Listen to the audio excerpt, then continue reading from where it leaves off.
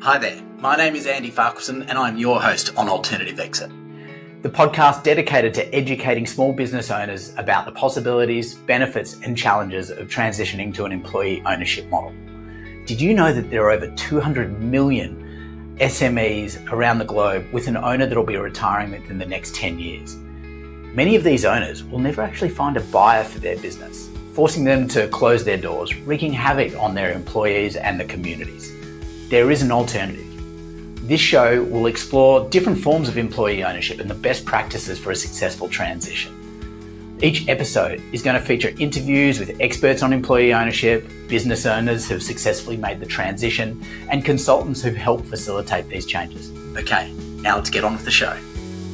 Hello, everyone, and welcome to another episode of The Alternative Exit. Today, very excited that we're joined by Michael Robinson. Now, Michael is the co-founder of a really cool co-op based out of Cleveland, Ohio, called Rust Belt Riders.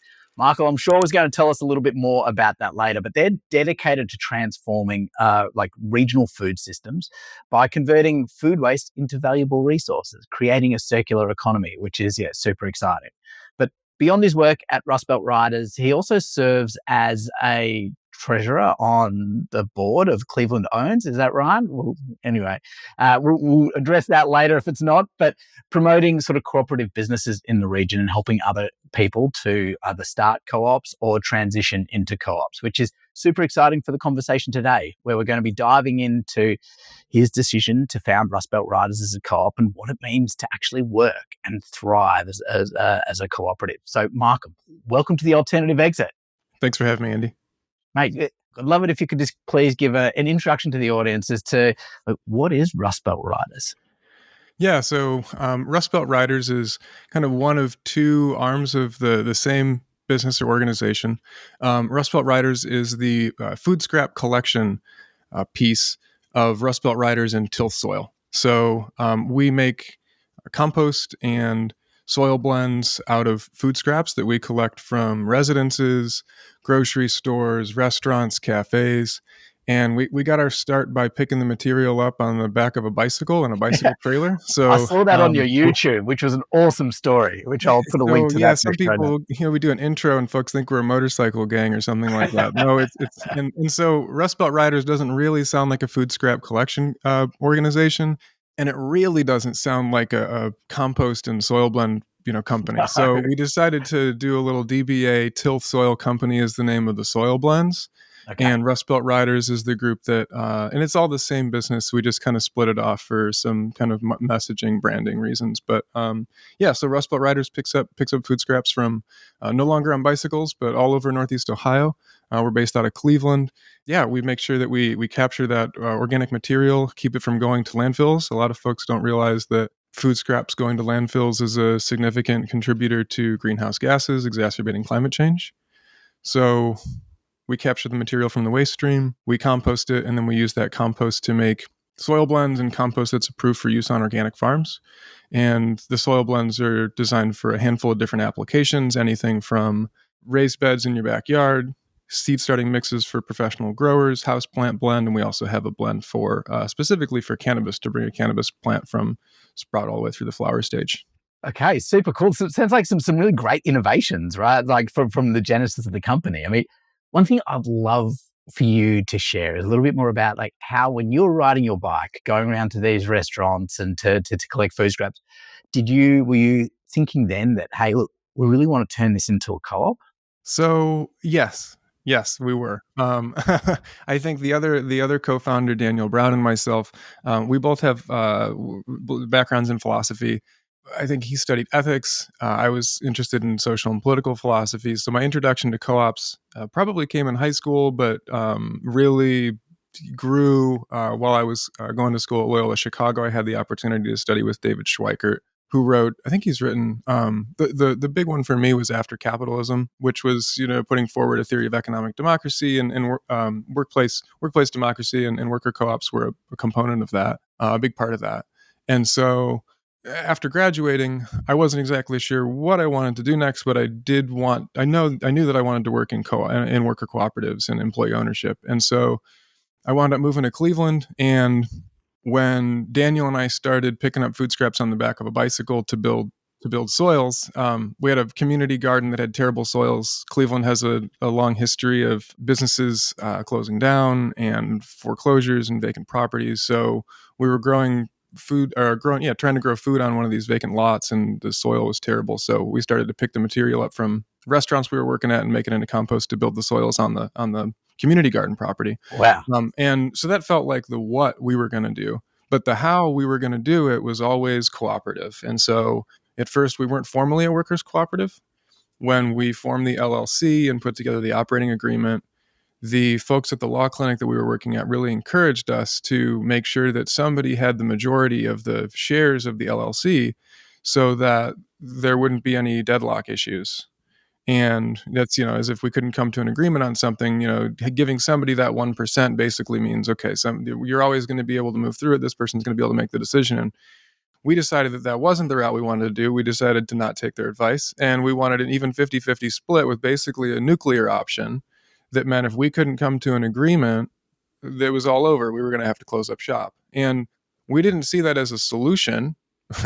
We saw it as an incentive to work through things, to be able to be creative and find a solution that would work for both of us. So, I mean, from the very beginning, even down to the operating agreement, there was consensus in how we were doing things. And however, we were not formally a workers' cooperative at that point. I mean, maybe technically we were because there were only two of us and it wasn't even split of ownership.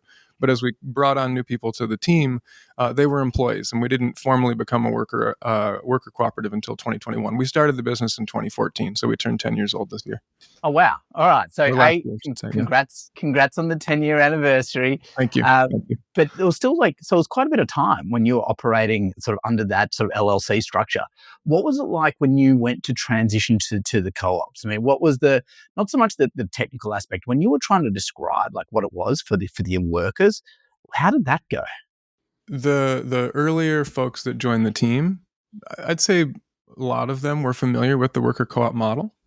And because of how we were already operating. How was that, Michael? Like, why were they? Because the worker co-op model is not that many people are familiar with it. Yeah, I think it was, maybe it's something about people that are drawn to work with, rotting apple cores and banana peels and building soils. There's maybe like part of a Venn diagram there that makes a lot of sense. But I think it was also who maybe the circles we ran in. Obviously, the early days, the first people to join the team were friends as well. We already had personal relationships with some of the folks. And so it reminds me a little bit, of what he talks about in the interview that you did before with John and companies we keep, where he talks about, people already kind of, it was people in their circle already that got it. And they had an existing relationship to be able to build on. So I was, not everybody had worker co-op experience, but several folks did actually. One of the first worker owners, and I think the fourth person to join the team, Nathan Rutz, actually gave me his copy of that book. So, wow. Okay. Yeah, his is the copy that I have actually on my bookshelf. So, all right. So that was just, it made a lot of sense, but other folks weren't familiar with it. But because we were already operating with financial transparency and open books, and because we were already trying to keep everybody in the loop on, business development happenings and making decisions together as a team, it was a lot more about formalizing some of the governance than it was changing any of the management structures, or at least that was my perception of it all. I don't think there was a huge impact in terms of the day-to-day. I think it just really made the avenues for formal ownership on a governance level and the ability to take patronage dividends and stuff like that, a formal thing. So yeah.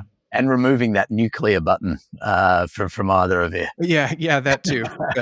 And I think there was a degree of, I don't know, I think everybody did have an ownership mentality, but there is something we talked about, like going from pretending to be co-op or playing co-op to like actually being a co-op. And I think when in the formal LLC structure with the 50-50 split, when, where the rubber meets the road, is Dan and I had the decision, and we wanted to change that, invite other people to formally have that power. In one of the other podcasts we had Corey Rosen from the NCEO, and he talks about there is a real change when people transition from a sense of ownership to true ownership. And it seems like that's something that you experienced as well. Yeah, for sure. Okay.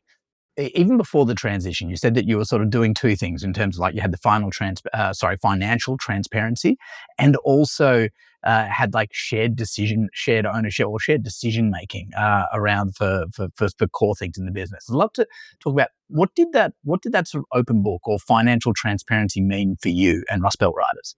Well, we've learned a lot about how to do a better job of it over the years, and we still have a ways to go. And I think that's one of the things that I want to be really transparent about too, is like we definitely don't have it all figured out. And it's going to be an ongoing process of, learning where we can be doing things better and learning from other people that have done a great job before us. So originally it was sharing income statements with folks, and we've since evolved into a deeper variance analysis where we're comparing budget versus actuals and things with each of the groups, so that people know how what they're doing is contributing to the numerical part of the business. I didn't Yeah. come from a place of the business background or the finances, so we were really fortunate to have some very generous people help us by giving us some of their time and teaching us in the early days of how to take an idea of schlepping food scraps around on the back of a bicycle and turning it into a business.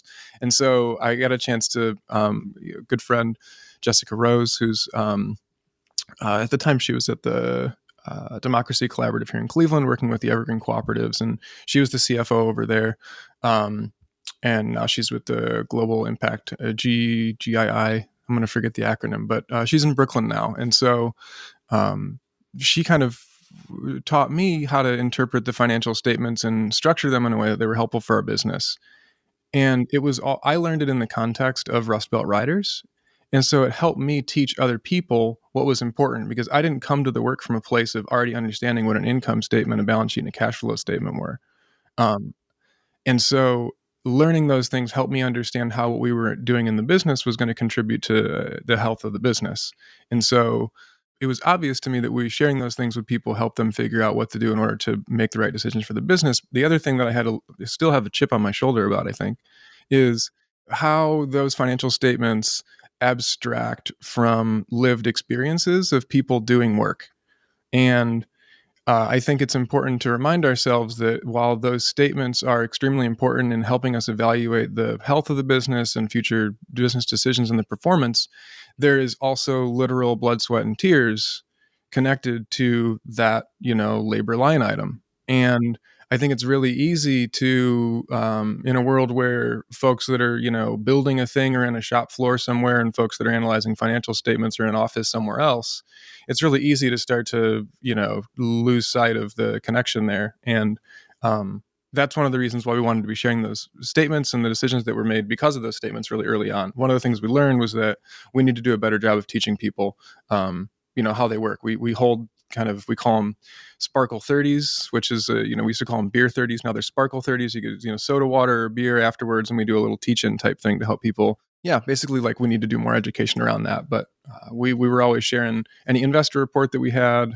quarterly reports, all those. We made sure that we shared with the whole team so that people knew what was going on. Yeah, it's very cool. Very cool. Like that, because that abstraction that you talked about of people sort of just looking at line items and losing the and just sort of having that disconnected to, as I said, the blood, sweat, and tears that's actually underpins like what happens with that is, look, something you typically hear a lot in like financial managers, like, but something you might hear a lot in like private equity, in the world of private equity, when they come into a business, not really understanding sort of, hey, look, there's people behind here. They're not just sort of numbers and pieces you can move around a chessboard. And it's how it's taught, right? Like, it's also important to me I don't want to demonize folks that are like, doing the really important work of managing the finances of a firm, right? Like, that's very important, very difficult work with a great skill set, and like appreciate all the folks on our team that do that.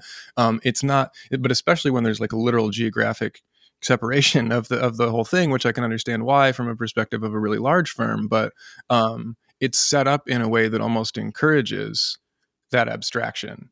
And it's, on a cultural level, I think, incompatible with working in a cooperative, or at least one that emphasizes like compassion and empathy. Yeah. Well, it sounds like you're doing sort of a great job of bridging that gap, right? By sort of making that connection between, hey, look, this is how your work connects to this line item. How did you actually go about that as you were going with your journey of learning more about how like your work impacts the income statement and the balance sheet? How were you communicating, hey, look, your effort led to this impact on the income statement? Yeah, well, I think that's one of the things we could definitely be doing a better job of. I know that there are roles within our organization tasked with radiating those key performance indicators and progress towards those targets and stuff. So those are happening ideally regularly at monthly meetings where folks are sharing out progress towards those goals. But like I said, I think we do need to invest more resources into making sure that folks are all understanding to the degree that I think we need to in order for this to work that it's supposed to. But yeah, I think just checking in on them regularly. I think there's really something to be said of having them, maybe like posted in the header of meeting minutes or something. Things that so they're kind of like radiating there and almost passively present, so they can kind of be absorbed into what we're doing in a way that's less conscious but still present. Yeah. Now, so I love that. Was there ever any challenge? Like, was there any issues that arise from potentially oversharing of information with any of Yes. the workers?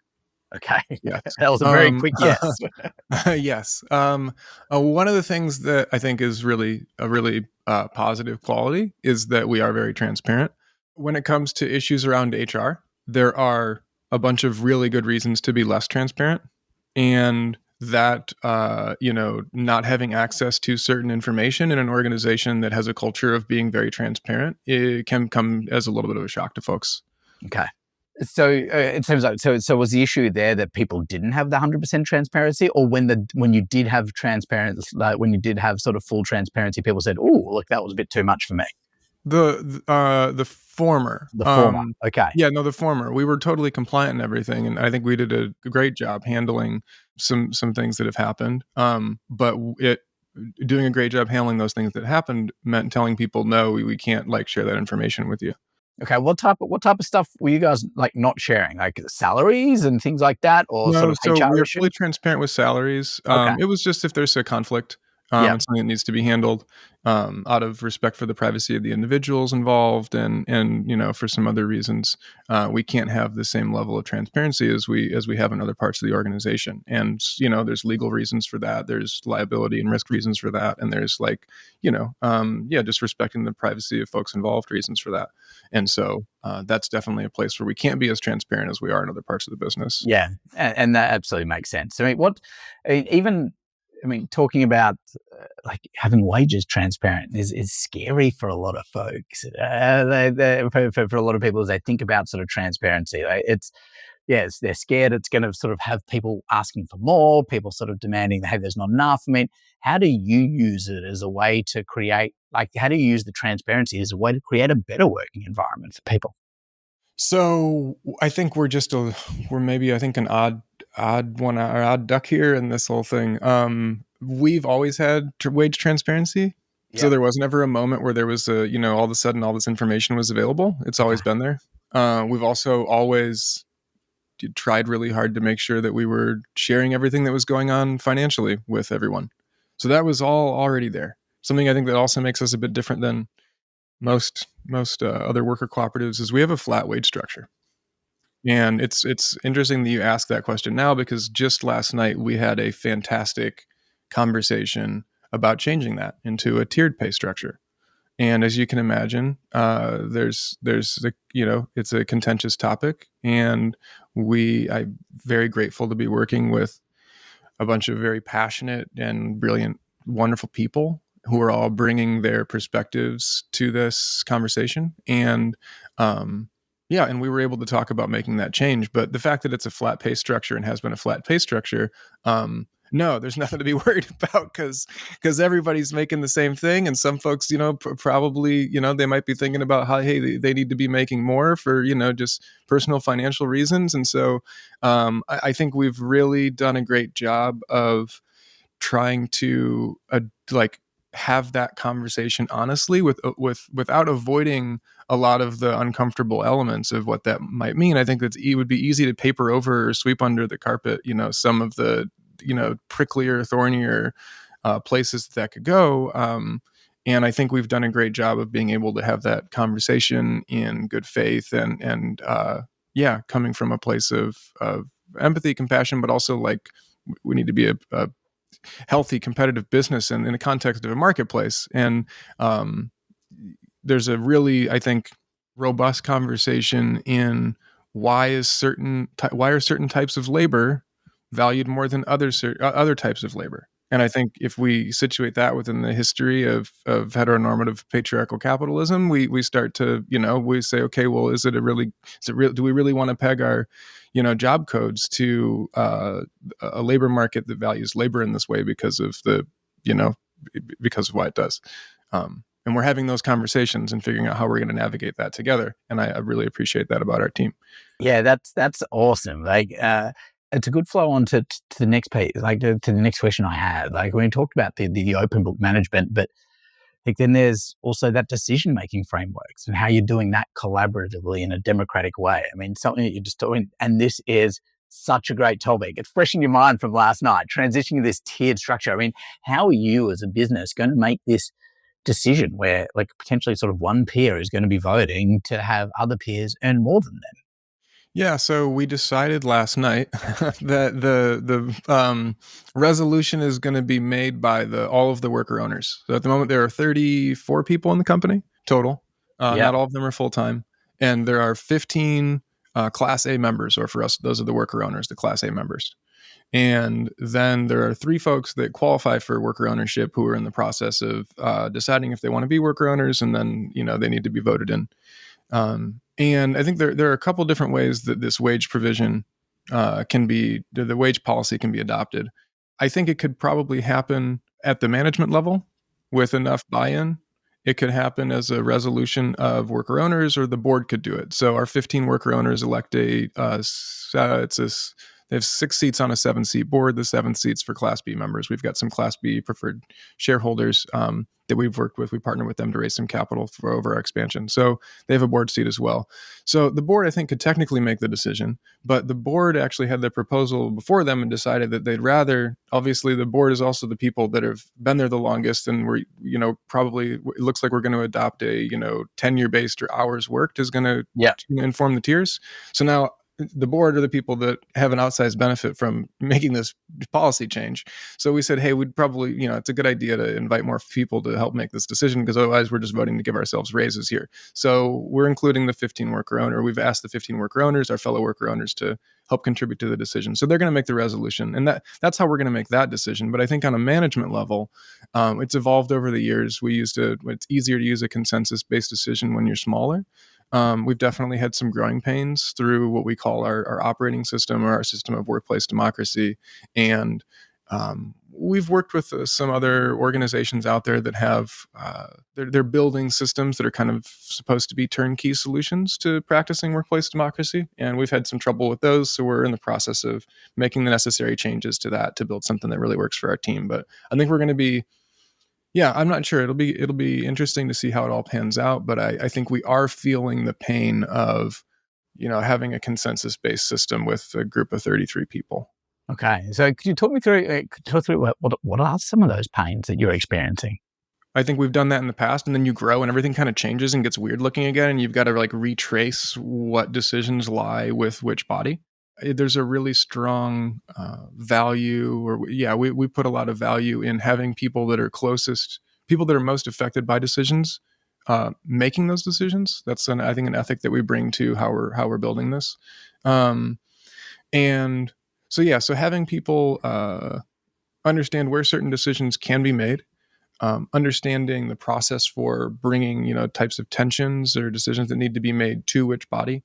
And then for the longest time, we were using a integrated consent process, which is basically, if it's a policy change that's going to affect the entire organization, I can bring it to the group who's going to be experiencing the effect of the policy change. And I'm going to say, I think we should start later. This is too early, for whatever reason, right? So we're like to change our start time. And so I'm going to propose the new start time, and that's going to go around. Everybody's going to get a chance to ask some questions and share some thoughts on my proposal for resolving this tension that I'm experiencing. And then after that, if there are, if I want to integrate any of those questions or comments into my proposal, I have a chance to do that. And then we send it around one more time for approval, and it is approved if there are no objections. Objections need to be valid. And so there's a lot of responsibility in the facilitator in determining whether or not an objection is valid. And so now we can start to see some of the trouble that come along with that. I also think there's an interesting critique of a consensus process where somebody might not agree with what's going to happen with the proposal, but they also don't want to block it from moving forward, which is something that I hadn't experienced before working here. But I've come across a couple of instances of people saying, I don't like this, but I don't want me not liking it to mean that we're stuck and I got to figure out how to fix it, which to me indicates maybe moving towards something that's a little bit more like a super majority, simple majority. We need to figure it out. But that gives space for people to be dissenting without keeping the group from moving forward with a decision. So those are some of the challenges. Okay. Yeah. No, look, I think I love how you really brought to life what some of the challenges are. Like, sort of it's because we do hear that a lot from companies who are sort of thinking and adopting employee ownership is like, it's just how can we make decisions? And look, if it is going to be a democratic decision making, like who has like, and we don't have any clear outcomes, how do we decide how to move forward? Because there are times it does need to move forward. Yeah. I mean, and I think being able to so much of it is cultural and like unlearning, right? So I didn't grow up in a context that encouraged, comfort in conflict or comfort in dissenting opinions, right? And I think that's the case for, a lot of folks. And so being able to be comfortable and having some of those thornier conversations and knowing that everybody's there doing it in good faith. And there's a lot of unlearning that I think we need to do in order for this to work as well, which is a whole other layer of the work that we're trying to do while also, being a excellent food scrap collection service and compost manufacturer. Yeah. Well, I think also something that sort of that really struck out when you were telling the story about how you were going to make a decision around around sort of the potentially moving to the tiered pay structure. Like the board could have made a decision. Like they were definitely empowered to, but then like you guys were thinking about like, hey, within the values of you within the business, and of the people who are on the board, the more tenured people, you said, we should put this to everyone else. So it's also making a decision based on values rather than just on governance structure.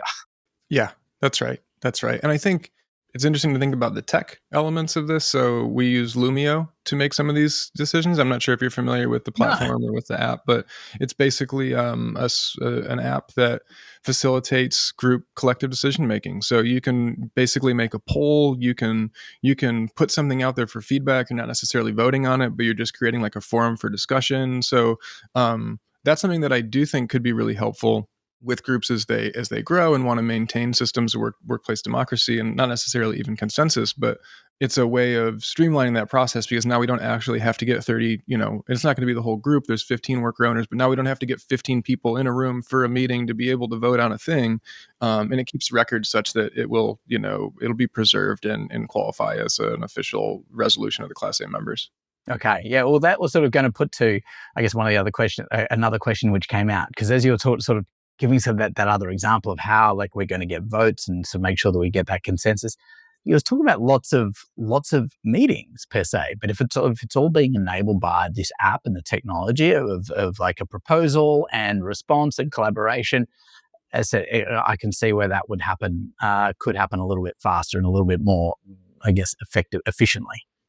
I think we benefit so much from all the folks that have come before us to do this work and folks that have been doing, this type of inclusive shared power organizing. We're well aware of all of the tropes, like, the worker cooperative, consensus, like you spend all your time in meetings and now, we got to have a 30-person vote over what brand of like toilet paper we're going to go buy. Like we're well aware of all of this. And so I think, and it's, so we try to be mindful of that. And despite some of the caricatures and stuff, I think we've also all experienced so much of the upside of doing work in this way and the competitive advantage that we know that it's worth dealing with some of the, resolving some of these other types of challenges. So. Okay. So, Matt, what would you see like during both the transition that happened? I mean, it was like 6 years ago now, but like in the transition and post when you've seen people join like this sort of cooperative, what have you seen some of the biggest benefits for the people? I definitely think that folks have been curious about kind of what's happening behind the scenes in a business that they've worked at, right? So prior work experience, decisions are made and people are like, why was that decision made? And by trying to be more transparent with the financials and include them in more decisions, yeah, some of that has been exposed, and then they can basically use their experiences in prior organizations as like, oh, I saw this decision get made. I thought that didn't make any sense. So, that was frustrating to me. And ideally here we're saying, okay, here's an opportunity to make a decision similar to that one. What would you have done in that situation? And it gives folks, I guess, an opportunity to really like use all of their capacity as a person, or at least as much as they want to. Because, and I think this is another part of some of the stuff that we bring to the work is like, we're just not used to that level of inclusion, or we're not used to like being able to participate in that way. And I think it takes a minute to, one, like build enough trust to be able to participate like that, because I totally understand anybody that's like, oh, okay, yeah, invite me for my opinion, and then like, I'm going to share a thing that maybe someone in a position of explicit power doesn't like, and that's going to have some kind of effect on me, whether that's obvious or maybe a little more subtle. And so I totally get that skepticism, but I think over time, once we build trust, folks are really comfortable expressing what can be like dissenting opinions that actually wind up being the right thing to do and have a lot of support. So yeah, ideally when we're doing our best, we're giving people an opportunity to use their creative capacity to contribute to something where when things go well, we all benefit. Yeah, that's awesome. And look, what are some ways in which how you do invite people to share their creative capacity? I mean, have you got sort of specific sort of mechanisms for them to be able to bubble up ideas, or do you empower them in certain ways, like to bring those ideas and innovations to the fore? So we have had certain meeting structures in the past designed specifically for that. Um, I do think that I think we've kind of moved away from some of those, but and I think we could do a better job of being more explicit about soliciting that feedback and those types of suggestions for folks. I think one of the blind spots I have as a co-founder and as someone who like has all these aspirations for our organization is that people already feel comfortable sharing that at like their weekly meeting or whatever. And oftentimes those meetings can turn into we're crunched for time. We got to get in here. We got a bunch of stuff to do, and we don't have, we might not have time in the meeting to kick our heels up for 15 minutes and think about, what's a better way to unload, fish guts out of the back of a 64-gallon toter. And I think that's really important. I think we could definitely do a better job of that. But yeah, I think that's definitely like you've helped me learn something just now of like that blind spot of just assuming people feel comfortable in sharing that and assuming that people are going to basically like make the time for themselves to be able to do that, because that's not always the case. But I do think that in building the budget for the coming year, I like to think that folks are able to think about, we've actively solicited different types of equipment that might make a job easier or more efficient. And I think when we all have a stake, and when everyone's invited to share what they think might make a job easier or more efficient, I think it can take some type of vague. Oftentimes, I think like people get prickly when they hear about finding efficiencies, right? Because it usually means like just work harder or something, right? Yeah, Or yeah. like Work harder or fire people. yeah, and it's just a trope, right? But I think when things are set up, and this is what I like about worker cooperatives, when things are organized in a way where by design, when the organization does well, everyone does better. We can exercise that creative capacity to think about now, like the idea of coming up with efficiencies isn't something that people dread because they're just being asked to do more with less. It's an opportunity to, think about what this could be like when when it's as easy and efficient as it can possibly be, and we'll all see an upside from that.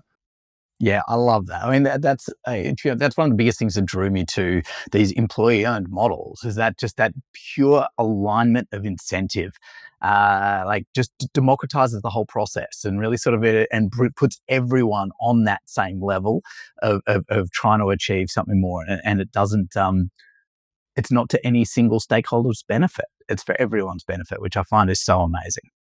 Yeah, I think that the patronage dividends, the wage structure, I mean, I think that I also want to make sure that we're continuing to. I definitely think it's much better than in a traditionally organized firm. But one of the things that I think we've experienced is as hard as you want to design the equity into the system, there will always be work to do. And that's something that I try to continue to be self-aware of I just have more power in the organization by the fact that I founded it and I have more institutional knowledge. And here I am doing this podcast, right? Like my colleagues are out in -5-degree weather right now, picking up frozen apple cores and banana peels. And like I'm sitting in this room doing a podcast, right? So I do. It is important for me to really like lift them up and name that while certain parts of this are definitely more equitable than a traditionally organized firm, and I think that's good and better and for a whole bunch of reasons. But I also think that like we need to be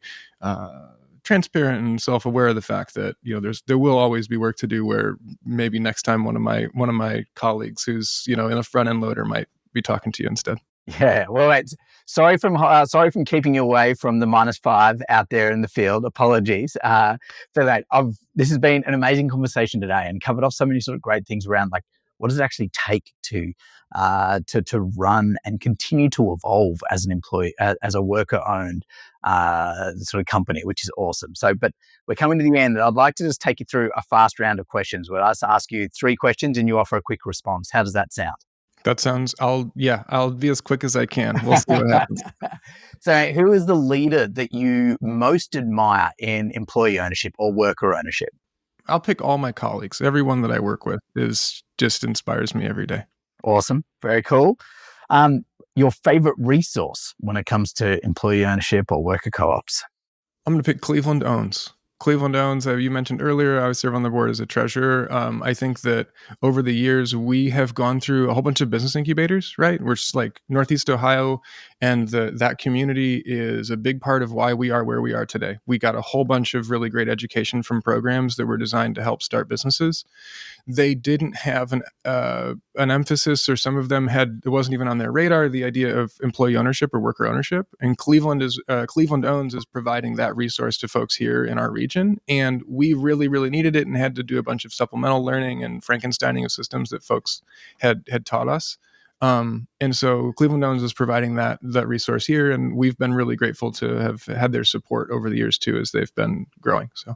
That's awesome. And the final question is, what would you say to a business owner who's currently sitting on the fence around a transition to an employee-owned model?